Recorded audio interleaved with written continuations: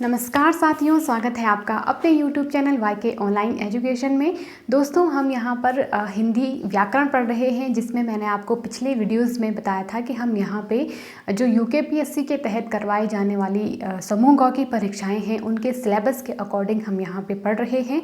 और पिछले वीडियोज़ में हमने वर्णमाला को समझा, इसके साथ ही हमने देवनागरी लिपि और उसकी विशेषताओं को समझा।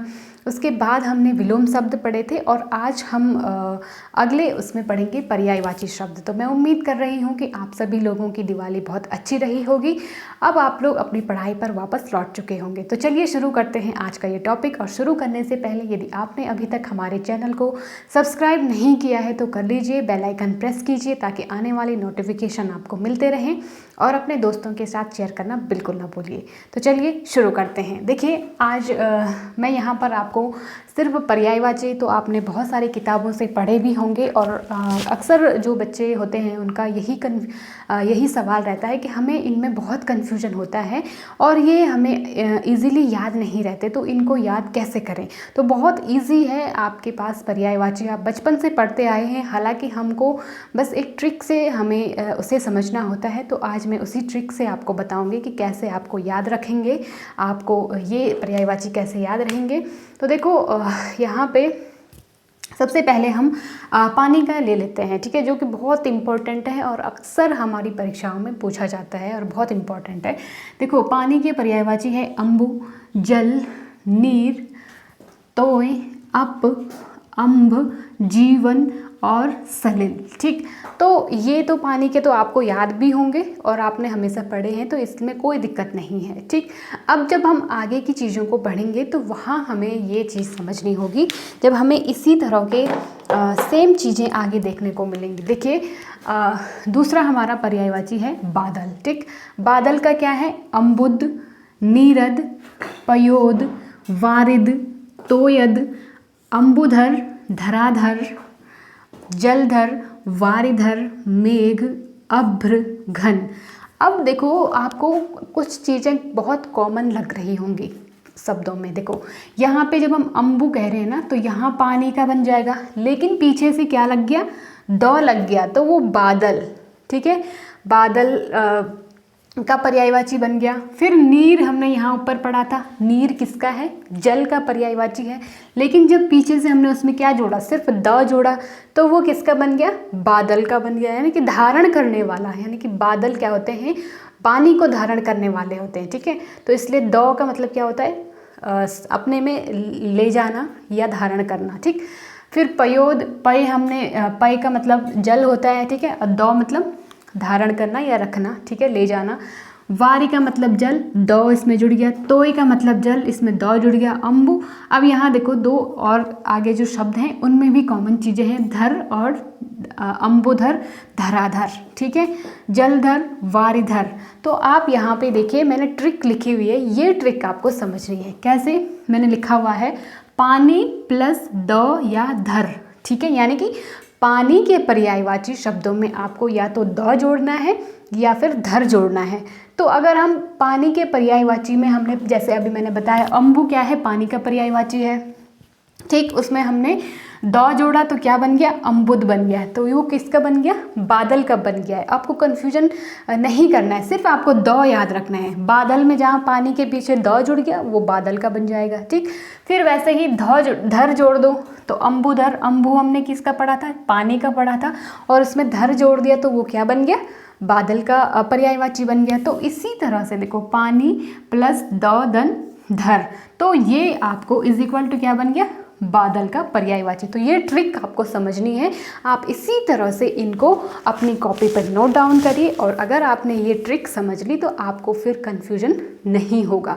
आगे भी और चीज़ें हैं, हो सकता है आगे की चीज़ों को देख के आप थोड़ा और कन्फ्यूज हो जाए, तो फिर मैं वही चीज़ आपको यहाँ पे बताना चाहती हूँ कि आपको कन्फ्यूजन नहीं करना है। ठीक, देखिए, कमल का पर्यायवाची देखो, अब अगला हम देखते हैं।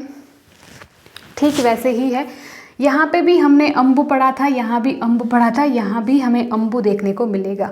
ठीक है, अम्बु का मतलब जल होता है। अगर उसमें द जुड़ गया तो वो बादल का पर्यायवाची बन गया। अगर उसमें ज जुड़ जाए, ठीक वैसे ही, ठीक है, अम्बु में ज जोड़ेंगे हम, तो ज का मतलब होता है जन्म लेना। ठीक है, ये आप शब्दों का भी अर्थ ध्यान रखिए। ज का मतलब होता है जन्म लेना।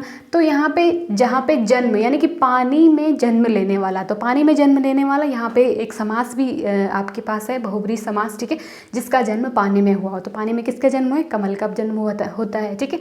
तो वो क्या हो जाएगा? अम्बुज यानी कि अम्बु यानी पानी में जन्म लेने वाला, ठीक है। तो ज ज ज ज आपको आगे सारे शब्दों के जो लास्ट में आपको एक चीज़ कॉमन लग रही है, ज ज ज ज, ठीक है। देखो, जलज, नीरज, तोयज, अब्ज, पंकज, सरसिज, सरोज, ठीक, यहाँ तक तो सारे क्या हैं? ज लिए हुए हैं, ठीक है, यानी कि सब में क्या है? ज लगा हुआ है। अब आगे देख लेते हैं। उत्पल, ताम्ररस, नलिन, पुष्कर, राजीव, शतपत्र, इंदिवर, अरविंद, सरोरु। अब देखो, सारी चीज़ें तो ज़रूरी नहीं है कि आपको सारी चीज़ें ट्रिक से ही याद रखनी हो, कुछ तो आपको अपना दिमाग भी लगाना ही पड़ेगा, ठीक है। लेकिन देखो कितनी बड़ी हेल्प आपको मिली एक ट्रिक के माध्यम से। इतने सारे शब्दों को आपने सिर्फ ज याद रखना है। पानी के पर्यायवाची तो आपको याद रखने ही रखने हैं, चाहे जितने भी हैं आप उनको याद रखेंगे। और उसके साथ आपको द जोड़ करके बादल का पर्यायवाची बनाना है, ज जोड़कर आपको कमल का पर्यायवाची बनाना है। और अगला हम अभी पढ़ेंगे। तो देखो, यहाँ पर भी ये ट्रिक आपको याद रखनी है। पानी प्लस ज मैंने लिखा हुआ है ना, तो पानी के पर्यायवाची शब्दों में आपको जब ज लास्ट में जुड़ जाएगा तो वो किसका पर्यायवाची बन जाएगा? कमल का पर्यायवाची बन जाएगा। मैं उम्मीद कर रही हूँ कि आपको ट्रिक समझ में आ रही होगी। अगर आ रही है तो कमेंट करके ज़रूर बताइए कि आपको मेरी ये ट्रिक कैसी लगी, ठीक। चलिए, अगला हम शब्द ले लेते हैं। अगला पर्यायवाची समुद्र।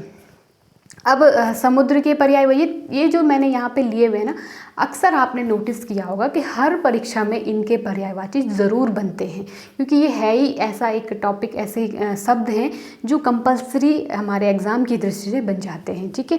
तो देखो, अगला हमारा समुद्र है। समुद्र का है अम्बुदी। देखो दोस्तों, मैं यहाँ पर हिंदी साहित्य और हिंदी व्याकरण दोनों पढ़ाती हूँ। एलटी हिंदी की अगर आप तैयारी कर रहे हैं या एलटी ड्राइंग की भी आप तैयारी कर रहे हैं तो आप हमसे जुड़ सकते हैं, या जो भी आपके आसपास तैयारी कर रहे हैं आप उनसे शेयर कर सकते हैं। और साथ ही साथ हमारे यहाँ पे जो करंट अफेयर्स का एक सीरीज़ चल रहा है जिसका नाम है वन डे वन टॉपिक, इन सब की लिंक मैं आपको नीचे डिस्क्रिप्शन में दे दूँगी, या फिर आपको इस कोने में आई बटन शो हो रहा होगा, वहाँ पर आपको डायरेक्टली आप उस वीडियो को देख सकते हो, ठीक है। तो करंट अफेयर्स भी अगर आप पढ़ना चाहते हो तो आप हमसे जुड़ सकते हो। चलिए आगे बढ़ते हैं। देखिए, साथ ही साथ शेयर भी करते जाइए। आप लोग शेयर करने में, लाइक करने में कंजूसी करते हो। मैं देख पा रही हूँ कि आपने अभी तक लाइक नहीं किया है। समुद्र का क्या है? देखो, अम्बु, फिर आगे अम्बु, यहाँ भी अम्बु था, यहाँ भी अम्बु था, यहाँ भी।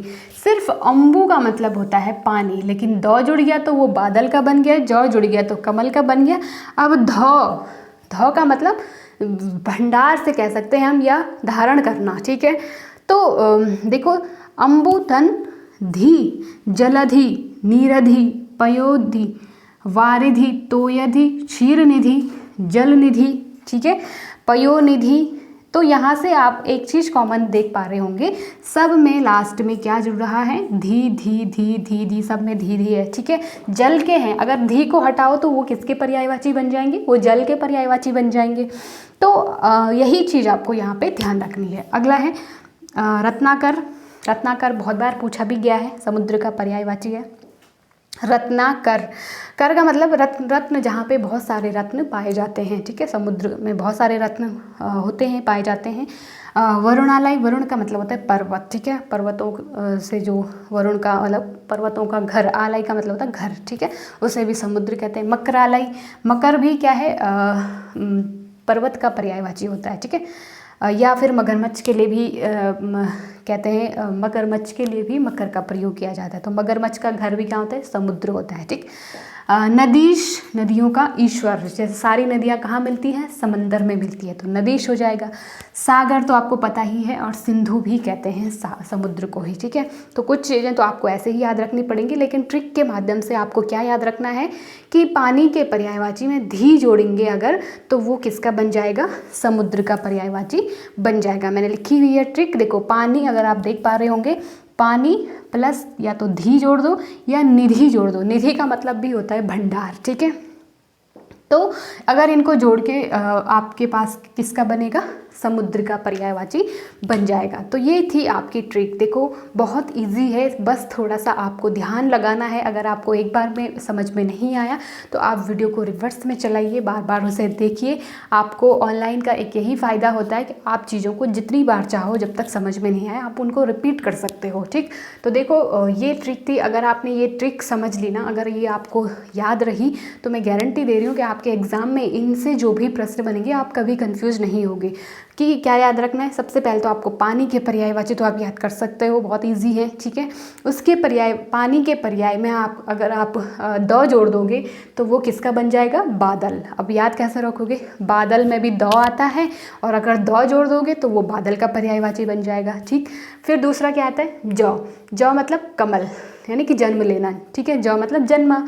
तो कमल के पर्याय, पानी के पर्याय में अगर आप ज जोड़ दोगे तो वो जन्म लेना मतलब कमल का जन्म कहाँ होता है, पानी में होता है। तो जन्म, इस तरह से आप याद रखोगे। ठीक, फिर धी जोड़ दोगे या निधि जोड़ दोगे तो वो किसका बन जाएगा, पर्यायवाची समुद्र का बन जाएगा। ठीक, तो ये थोड़ी सी चीज़ें जो हैं, बहुत छोटी सी, हिंदी को आप जितना टफ समझ रहे हो उतनी टफ है नहीं, बस थोड़ी सी आपको ट्रिक लगानी पड़ती है, दिमाग लगाना पड़ता है, तो ईज़िली हो जाता है। ठीक, तो ये था हमारा आज का वीडियो। यदि अच्छा लगा तो लाइक शेयर सब्सक्राइब ज़रूर कीजिए, अपने दोस्तों के साथ शेयर करते रहे। जो भी इस एग्ज़ाम की तैयारी कर रहे हैं उन सब के साथ आप शेयर कीजिए, और इसी तरह की अगली वीडियो में हम मिलते हैं। तब तक के लिए नमस्कार।